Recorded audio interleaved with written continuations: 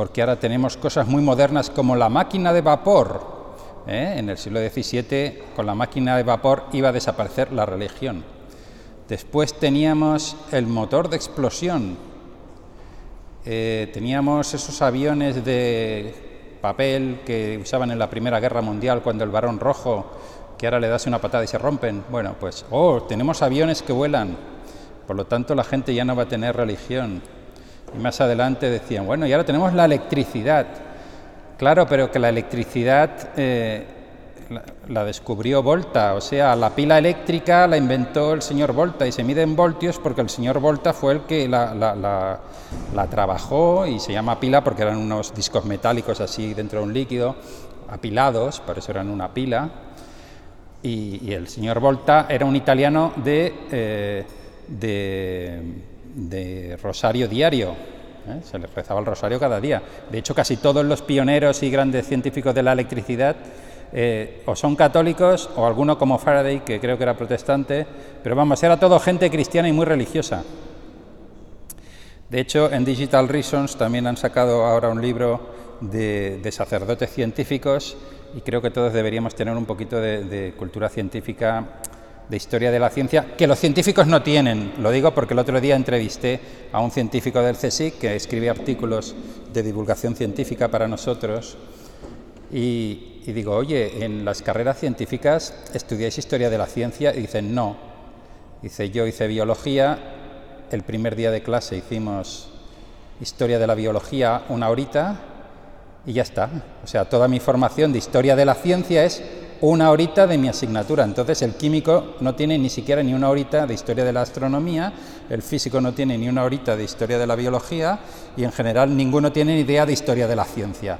Cualquiera de vosotros, cogiéndoos un libro de Digital Reasons o 4 artículos de Religión y Libertad, sabéis más historia de la ciencia que el científico medio que está por ahí, a menos que sea una persona que le guste leer y que investigue estas cosas. Bueno, nosotros publicamos ese tipo de historias, publicamos historias de gente que supera sus problemas, pues gracias a Dios, historias de superación, y publicamos historias de conversos. Y aquí cogimos estos 12 del siglo XX-XXI, que como digo es siglo de gasolina, siglo de luz eléctrica, incluso de época de ordenadores.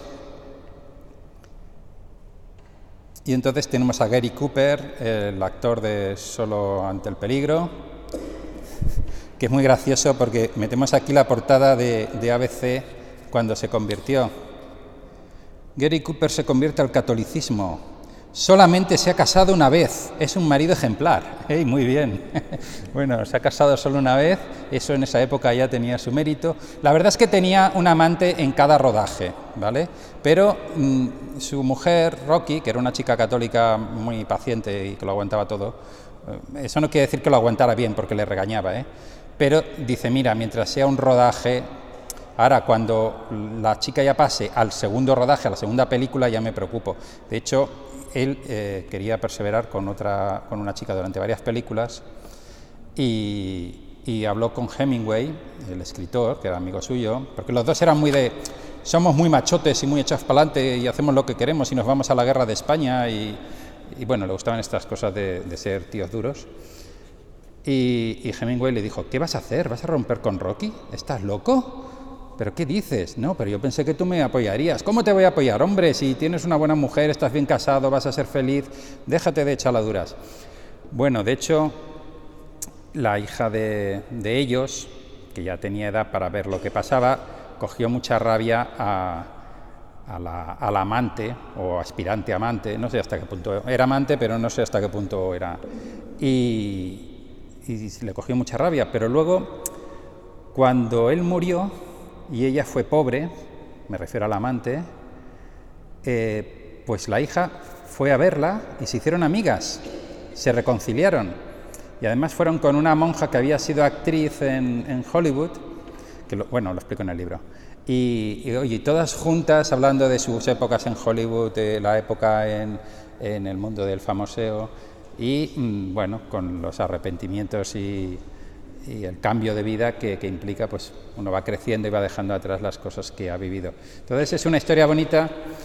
El caso de Gary Cooper, luego cuento Anna Abrikosova, está en vías de beatificación por la Iglesia Católica en Rusia, pero como la Iglesia Católica en Rusia es pobre, por no decir diminuta, pequeña y débil, pues es muy difícil que puedan fomentar mucho el proceso de beatificación. Se hace lo que puede.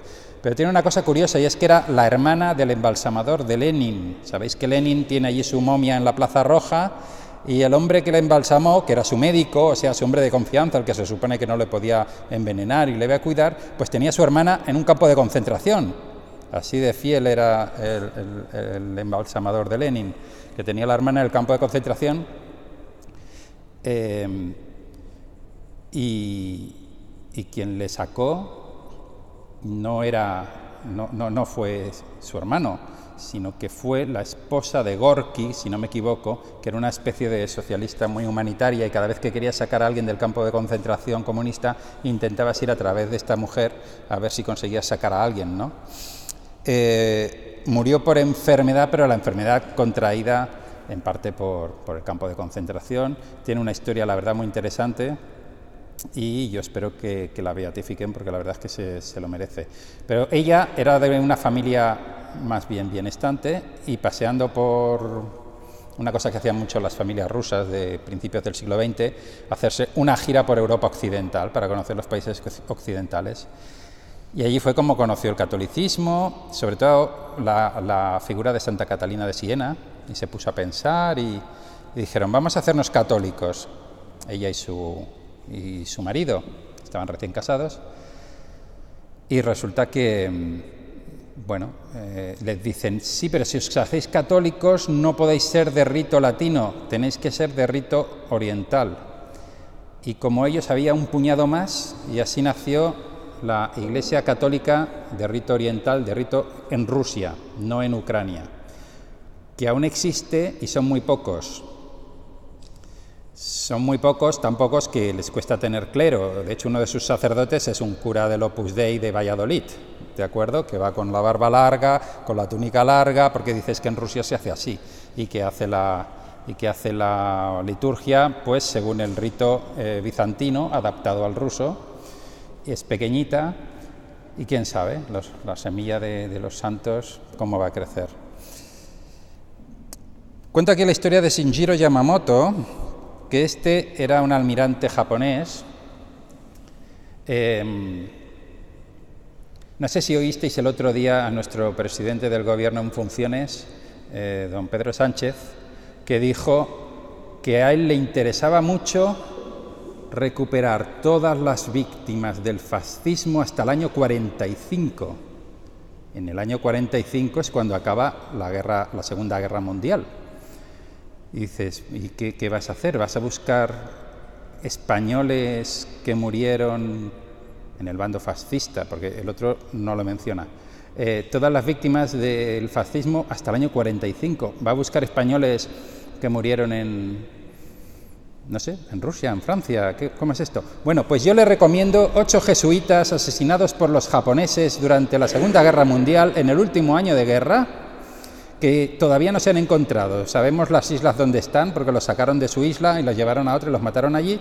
Como habían estado viendo durante la ocupación japonesa todas las masacres que hicieron contra la población nativa de las Islas Marianas, pues los hicieron desaparecer para que no quedaran restos. Hubo alguno que lo mataron como 2 o 3 días antes de terminar la guerra, o sea que aún si hubiera aguantado un poco más, aún llegaban los americanos y se salvaban. Bueno, sus cuerpos están sin encontrar. A ver si cogen un detector de metales, da dinero el gobierno y los buscamos, porque son mártires, creo yo, porque murieron, la gente dice que murieron siendo testigos del pueblo que tenían que proteger. ¿Y cómo llegaron allí? Pues les invitó Shinjiro Yamamoto. ¿Y por qué les invitó? Porque se había hecho católico. ¿Y cómo se había hecho católico este almirante japonés? Pues porque su padre le quiso meter en una escuela católica que era muy prestigiosa, y le dijo, pero no se te ocurra hacerte cristiano, que es una religión. Pensad que cuando fue a la escuela, hacía apenas 20 años que el cristianismo estaba despenalizado.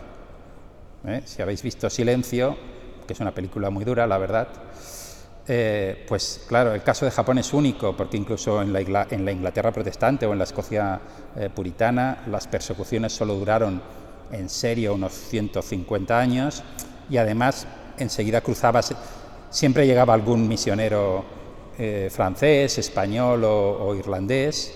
De hecho, los españoles estudiaban en Valladolid, como esta parroquia del Sagrado Corazón. Sabéis que hay el santuario de la Gran Promesa en Valladolid, que era, si vais allí veis la placa, esto era el colegio de escoceses. Los escoceses católicos que querían ser sacerdotes o evangelizar en Escocia venían a Valladolid, se lo pagaba la corona española, allí estudiaban y volvían a Escocia como sacerdotes clandestinos hasta que los encontraban. La primera te deportaban, la segunda te deportaban, a la tercera te mataban.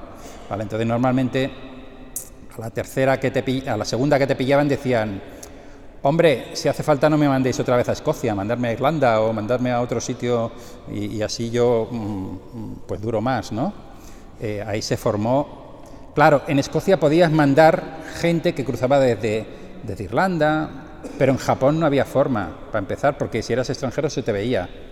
Segundo, un país-estado militarizado, ferozmente antirreligioso, una persecución de un estado poderoso, insistente, nacionalistamente perseguidor, durante 3 siglos, con una mentalidad nada individualista, sino gremial. O sea, no ha habido una persecución en la historia como la de Japón. Y que Shinjiro se quisiera hacer católico, pues al padre le sentó muy mal, pero dijo, bueno, aquí explica un poco cómo le convence y cómo puede ser católico siendo un oficial de marina del Imperio japonés. Entonces llegó a ser tutor de Hirohito. Hirohito parece un personaje de la historia, pero yo tengo un señor en mi grupo de oración de los miércoles, que mañana lo veré, que le dio la mano a Hirohito, porque es Miguel Velázquez, el campeón mundial de boxeo, campeón olímpico de boxeo en los Juegos Olímpicos de Tokio.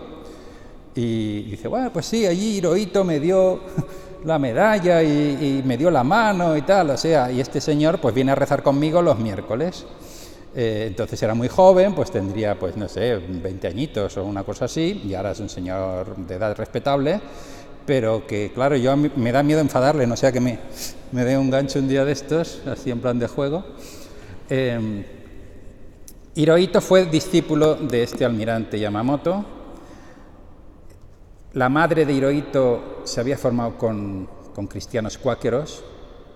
Y diréis, ¿y cómo salió un régimen tan sanguinario y tan violento? Bueno, simplemente los militares tomaron el control, con mucho discurso nacionalista, mucho racismo, y toda Asia es inferior, nosotros somos superiores y tenemos armas y punto.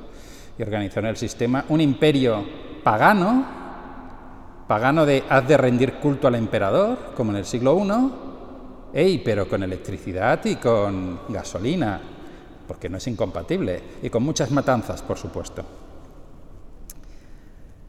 El almirante Yamamoto murió justo antes de que entrara Japón en guerra, en la Segunda Guerra Mundial, así que no pudo ver esos desastres, y de los otros previos probablemente no se enteró de la mitad.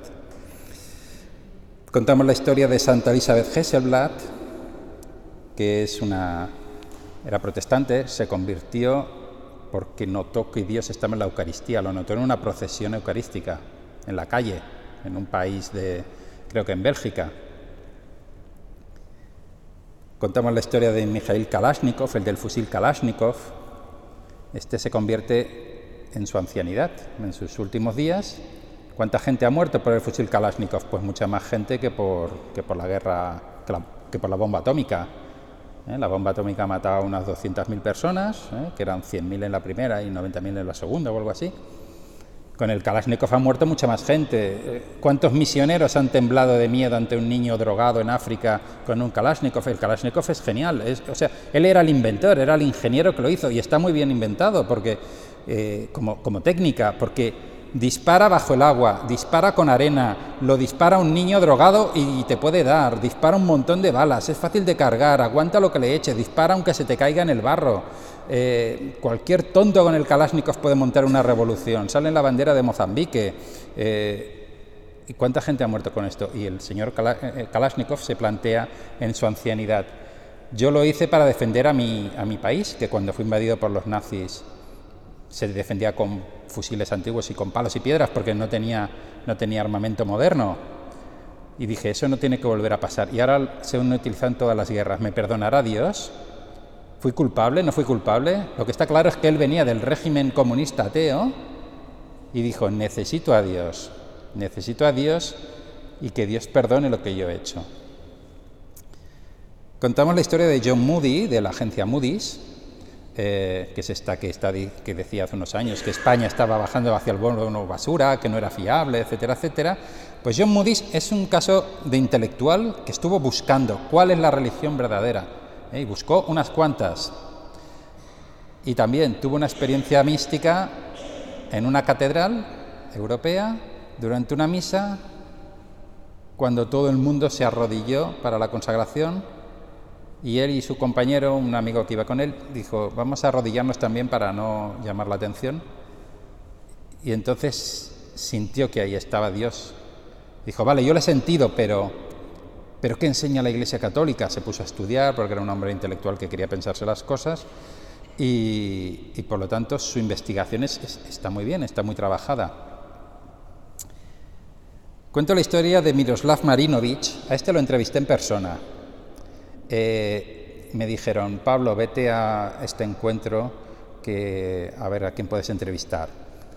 Y había un señor que era el vicerrector de la Universidad de Kiev, de Lwów, en Ucrania. Lwów es la zona más católica de Ucrania, está cerca de Polonia. Y entonces yo le pregunté, bueno, ¿y usted? Yo pensé que me iba a hacer un discurso sobre doctrina social, un poco aburrido. Y le dije, ¿pero usted ha sido siempre católico? Y dice, no, yo la verdad soy converso, porque estuve alejado de la fe en mi juventud. Yo no creí hasta cierto momento. ¿Y por qué creyó? Bueno, tuve una experiencia que me hizo creer. ¿Pero una experiencia de qué tipo? ¿Una experiencia mística? Sí, exacto, una experiencia mística. Además, tengo la suerte de que mi mujer es rusa, y entonces dije, Tatiana, tradúceme a este señor que me lo cuente en ruso y no en inglés. Vamos a ir palabra por palabra, y entonces lo apunté palabra por palabra, y aquí está en el libro, cómo fueron sus dos experiencias místicas que le transformaron. La primera en la cárcel de la KGB de Kiev, porque él era un disidente democrático, y entonces le metieron en la cárcel por disidente y por democrático.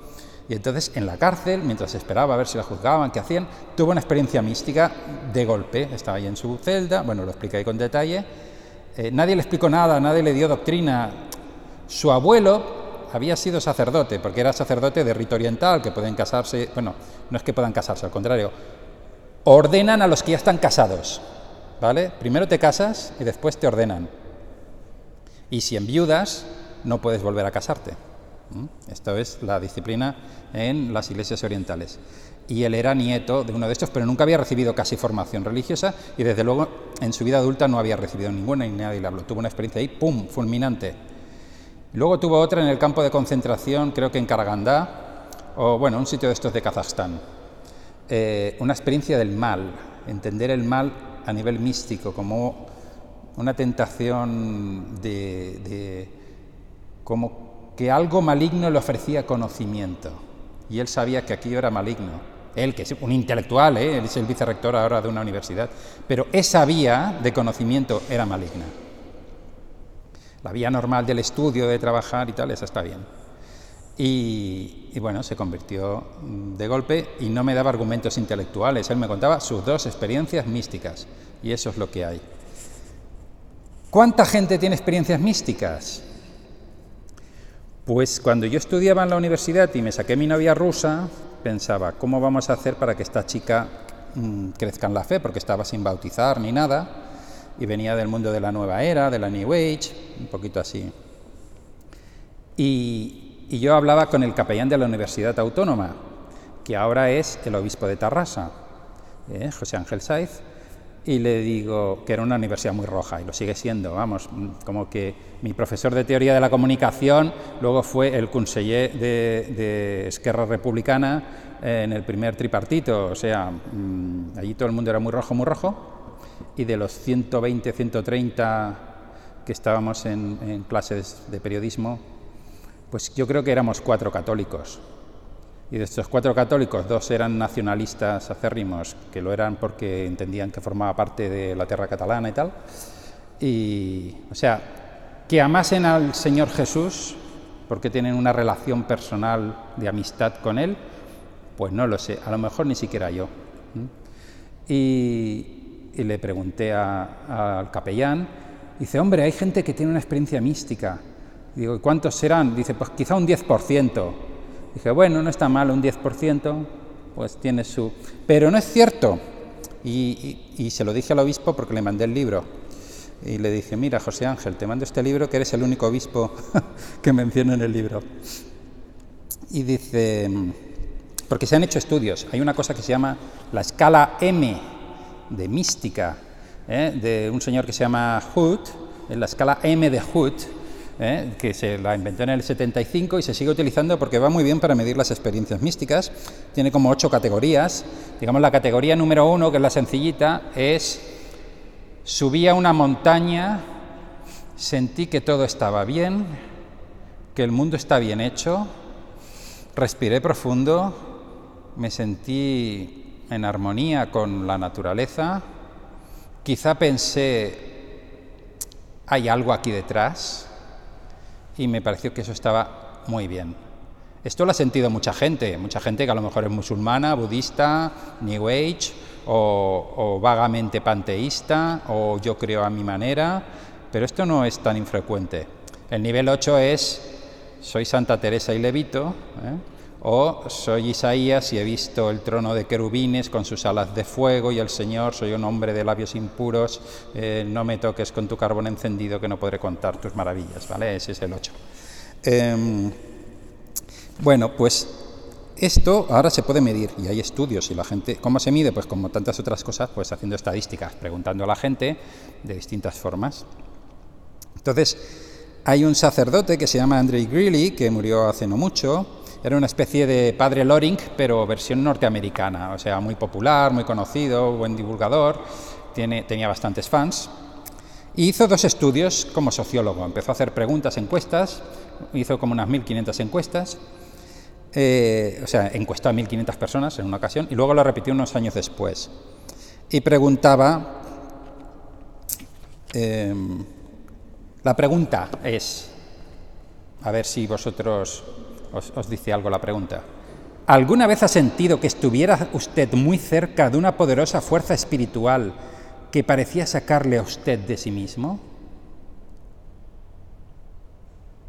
Cerca de una fuerza espiritual que parece sacarte de ti mismo. Esto vale lo mismo para budistas que para cristianos, Pero bueno, es la pregunta lanzada. Un 35% decía que sí.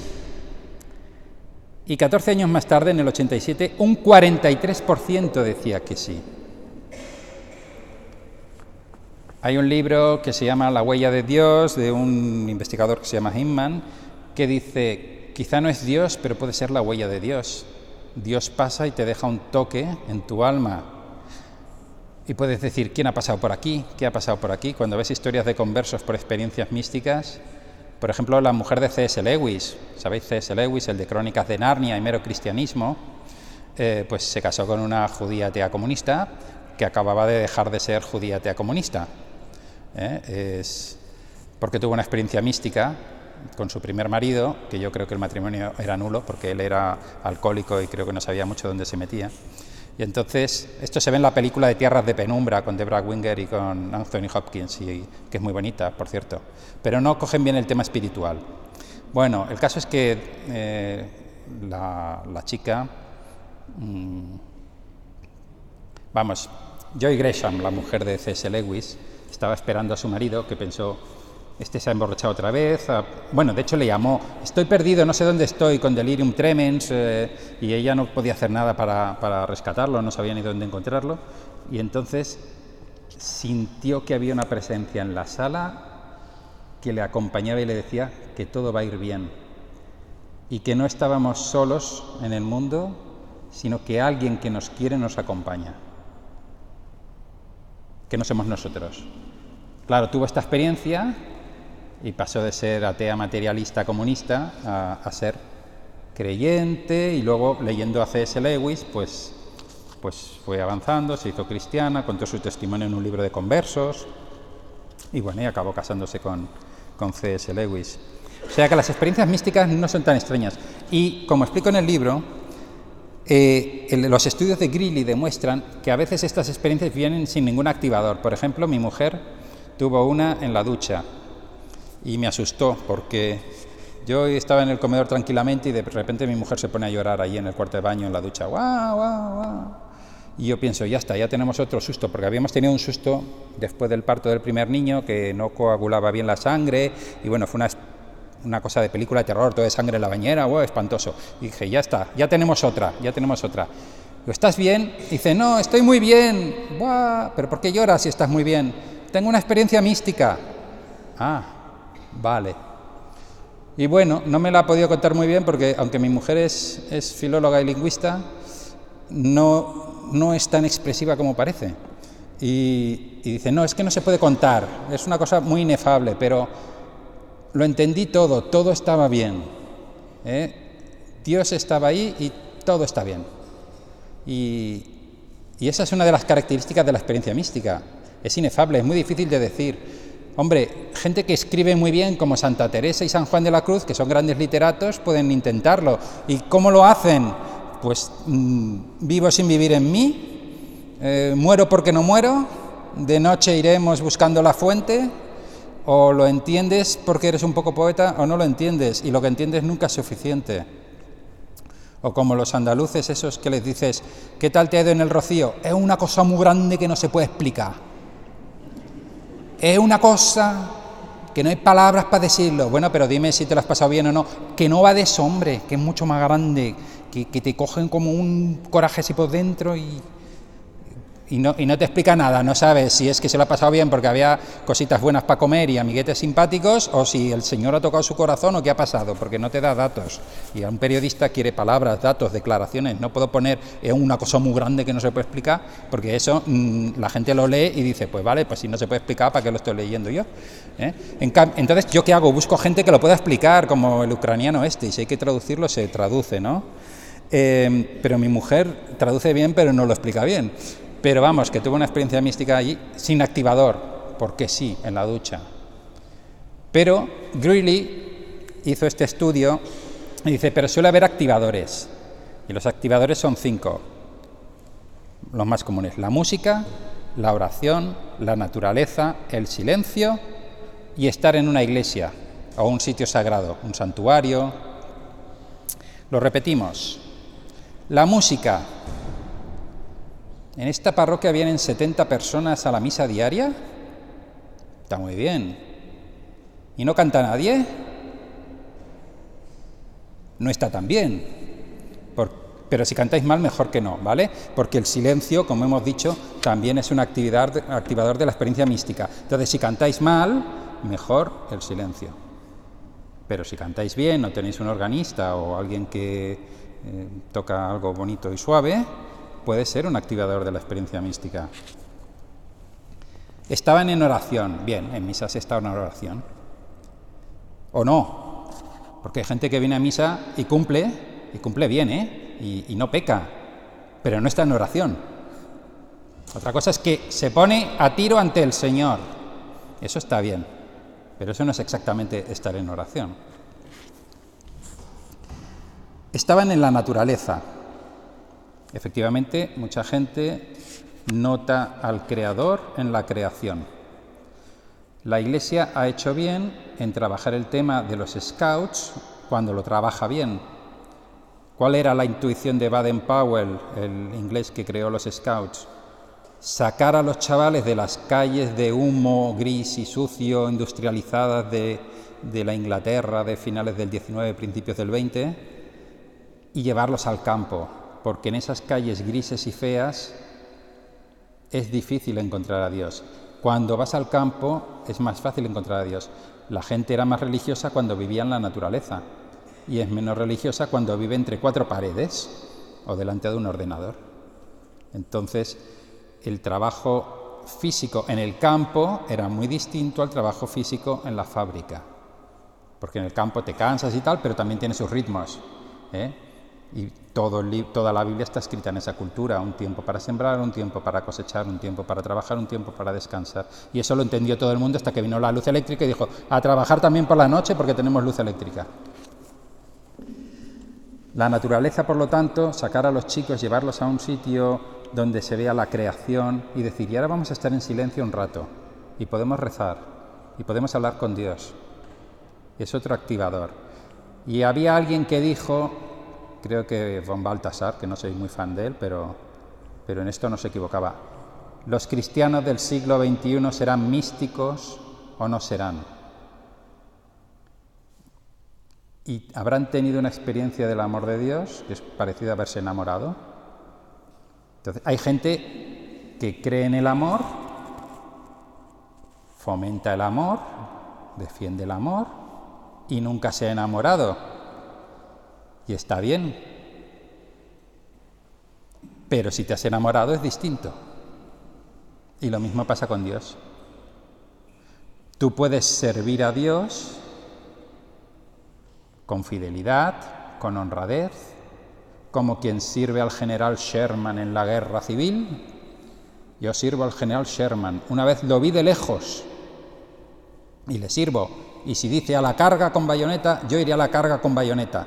Pero no tienes una relación con él. Hasta que un día un señor se sienta a comer contigo el rancho, junto al fuego, en una de las marchas del ejército, y dice, yo soy el general Sherman, y te cuento unos chistes, y le cuentas tu vida, y habláis, y os hacéis amigos, y ahora sabe tu nombre, tú sabes algunas cosas suyas, ya tenéis una relación personal. Eso es distinto que yo sirvo a mi Señor que está lejos. Que en parte es lo que hizo el pueblo de Israel siempre, pero se supone que nosotros, el pueblo de Cristo, tendríamos que tener una relación personal, no solo una relación a distancia de la columna de fuego que está bien y que seguimos, pero con la que no nos tratamos. Bueno, terminaré contando un último caso y luego voy a dar turno de preguntas por si alguien quiere preguntar cosas. Cuento el caso de León Felipe, el poeta León Felipe, para que haya un español. Claro, la mayoría son guiris de lugares exóticos porque son lugares donde casi no había cristianos, pues ahí hay más conversiones, claro. Pero vamos a contar León Felipe. León Felipe se puso a leer la Biblia cuando lo encerraron por desfalco antes de la Guerra Civil Española. Pero la leyó a su manera, lo que le interesó y no entendió mucho. Pero tuvo una intuición que la usó luego siempre en su poesía, y es que Jesús es un poco como el Quijote, y por lo tanto como España. Es un poco payaso porque la gente se ríe de él, atrae las burlas y los insultos de los demás, como recordamos siempre en Pascua, porque la gente de su pueblo no le entiende, y así, al atraer el mal de los demás, consigue llevarse ese mal. Él no lo entendía muy bien. Esto entra un poco, si hubiera leído ¿cómo se llama este? A René Girard, si hubiera leído a René Girard con su historia de la mimética y del chivo expiatorio, yo creo que se habría convertido él solito por su cuenta. Pero claro, René Girard todavía no había escrito sus cosas, así que no podía. Entonces, después de esto llega la Guerra Civil. Y él huye de la guerra civil, pero ojo, que no huye, aunque era de izquierdas, no huye de los franquistas, huye de los anarquistas. Los anarquistas se lo querían cargar en Barcelona. Entonces él coge un barco y se va a México y dice, ahora cuando se arregla un poco la cosa vuelvo. Pero claro, ganó el bando franquista y dijo, yo no puedo volver, porque tengo un pedigrí de izquierdas fuerte, y ya hizo su vida en México. Y en México, cuando ya era ancianito, pues resulta que se encuentra a un sacerdote que es Ángel Martínez Baigorri, que era un misionero jesuita navarro allí en Centroamérica. Bueno, y esto lo cuenta Ernesto Cardenal, que ha recuperado las facultades para ser sacerdote el año pasado, si no me equivoco, ya está muy ancianito. Y dice, se habían conocido por esos días el poeta y el sacerdote. Los dos viejos, los dos españoles y los dos poetas. Y le dice León Felipe, si todos los curas fueran como usted. Y el padre Ángel le dice, ¿ha tratado usted a muchos? Dice, no, usted es el primero. Digo, Genial. O sea, este hombre ha sido anticlerical toda su vida y de anciano conoce a su primer cura. ¿Vale? Que México es una república laicista, que tiene muy escondidos a los sacerdotes, que la religión la tiene muy así controlada y en ciertos... Pero vamos, quizá los católicos deberíamos hacernos más encontradizos, porque puede haber gente por ahí que en sus 80 años jamás haya hablado de Dios con nadie que le caiga bien, con nadie tratable, con nadie, pues no sé, de su estilo, ¿no? El padre Ángel estuvo asistiendo a León Felipe en sus días finales y León Felipe se confesó. Una vez que volví a ver a Ángel le pregunté si había recibido los últimos sacramentos. No me quiso dar detalles, solo me dijo, recibió todo.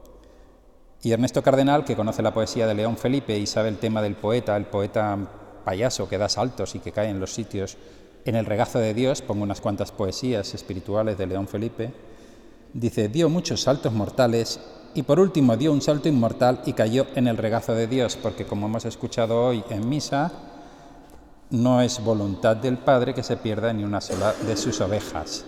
Pero tenía que estar el Padre Ángel allí para ser el primer cura con el que podía hablar, quizá el primer cristiano incluso.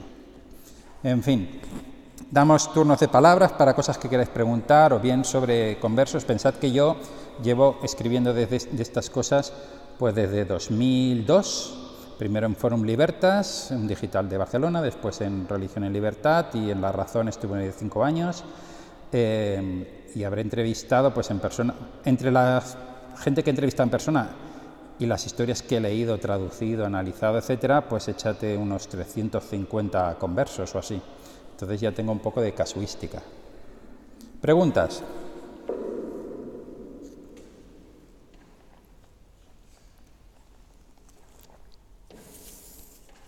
Una pregunta aquí. ¿Cuál ha sido el testimonio que más te ha impresionado? ¿De estos 12? No, de todos los que has visto. ¿Cuál ha sido el testimonio que más me ha impresionado de todos los que he visto en mi vida? A ver, hay testimonios de servicio al Señor, de amor al Señor y a los hermanos muy, muy impresionantes y que cuando los cuentas es difícil que suenen impresionantes, porque el mal suele ser más impresionante que el bien. Si se cae un árbol hace mucho ruido, impresiona mucho. Si crece un bosque no impresiona nada, cuando la verdad es que es una cosa grande, hermosa. Y entonces hay un sacerdote que trabaja con niños violados y maltratados en los basureros de Filipinas, que es francés, de familia rica, y que se fue allí a servir. Ese me impresionó mucho. Hay un africano de Costa de Marfil, creo, que trabaja con gente con problemas mentales en países pobres de África.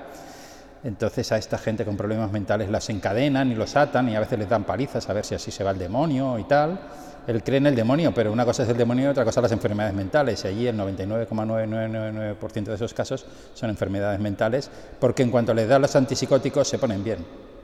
Entonces intenta salvar a esta gente con medios muy precarios. Ese también me impresionó mucho. Me impresiona mucho la gente que hace el bien en circunstancias absolutamente abrumadoras, ¿no? En cuanto a historias de conversión, a mí me asombra mucho cuanto más gratuita es y más inesperada. Por ejemplo, el testimonio de Marinovich, que cuento en el libro, es muy impresionante por eso, porque son dos experiencias místicas a un hombre que ya era bastante virtuoso, porque era un hombre valiente que se enfrentaba al régimen comunista. Y me impresionó mucho. El caso de Moody's también es bastante impresionante si lo analizas. O sea, no es emocionante, pero es impresionante. Porque, por un lado, tiene una experiencia de la presencia de Dios y, por otro lado, es un intelectual que está buscando. Y a los intelectuales parece que tienes que entrarles de otra manera, pero ahí le entró por la vía mística también. Entonces estos dos a mí me me impresionan bastante. Yo creo que si me pusiera a pensar algunos de los que he publicado en Religión y Libertad, me saldrían algunos más, porque los hay muy sorprendentes.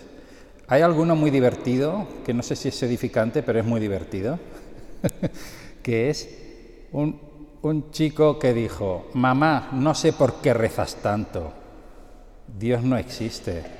Dice: cállate, a ver si un día nos toca la lotería. Dice: jaja, la lotería.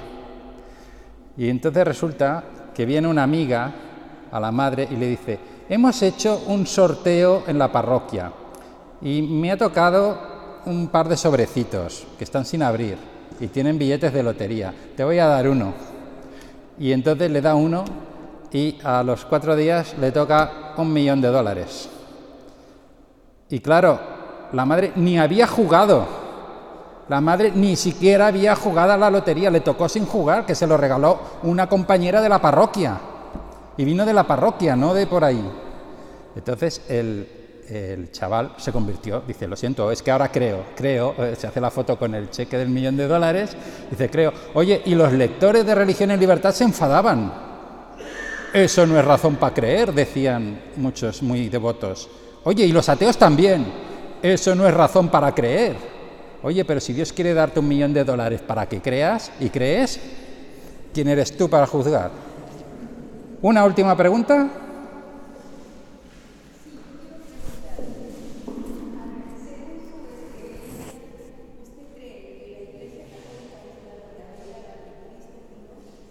Sí, me preguntan si creo si la Iglesia Católica es la verdadera, la que Cristo fundó, y sí, yo estoy completamente convencido, sí. Pero Dios toca el alma de gente que no está en la Iglesia Católica. Igual que el amor alcanza su plenitud en el matrimonio, pero la gente primero se enamora y luego se casa. Últimamente, es verdad que antes la gente se casaba, no diré contra su voluntad, pero a lo mejor sí sin enamorarse. Y es verdad que si alguien decía: no, va contra mi voluntad, el cura no les casaba. Y si les casaba, pues podías decir que era nulo y tal. Pero es verdad que mucha gente decía: bueno, primero serviré a mi cónyuge de buenas y luego ya veremos si llega el amor. Oye, y solía llegar el amor. Y a veces nos pasa un poco con el Señor, que primero le servimos y llega el momento que llega el amor, pero hay momentos que es al revés, el Señor viene y ¡pum!, te asalta, y estas historias nos demuestran cómo actúan estos casos. Pues muchas gracias.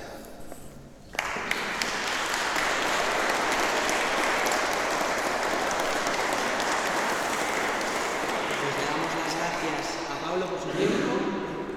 Si queréis leer más, profundizar más de estos testimonios, pues aquí van a estar con los libros para quien lo quiera, ¿vale? 10 euros cuesta. Y si queréis lo firmo y lo dedico. Y si os parece, vamos a acabar rezando. Nos ha dicho Pablo que trabaja en Religión y Libertad, pues vamos a trabajar por todos los periodistas que están como él, intentando hacer el bien en medio del mundo, en ese mundo de la comunicación. Dios te salve, María. Llena eres de gracia, el Señor es contigo. Bendita tú eres entre todas las mujeres, y bendito es el fruto de tu vientre, Jesús. Santa María, Madre de Dios, ruega por nosotros pecadores, ahora y en la hora de nuestra muerte. Amén. Sagrado Corazón de Jesús, en vos confío. Entonces ya aula de formación, hasta el año que viene no volvemos a tener. Bueno. Gracias, qué alegría conocerlo. Pues mucho gusto. Y ha sido una gracia especial, que soy colombiana.